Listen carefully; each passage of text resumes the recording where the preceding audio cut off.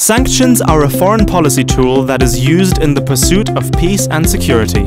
However, they are not just political statements, rather, they help the EU react to wrongdoings and in the fight against threats.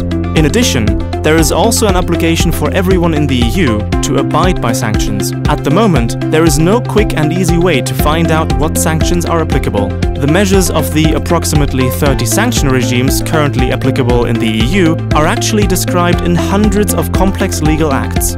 Each day, EU and member state institutions respond to thousands of inquiries from hopeful businesses and entrepreneurs who are unsure about the sanctions they need to follow.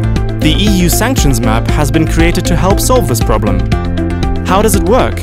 The EU Sanctions Map visualizes all of the sanctions regimes on a world map, which helps users access relevant and up-to-date information in just a few clicks. The user can then find information by country, theme, or measure applied.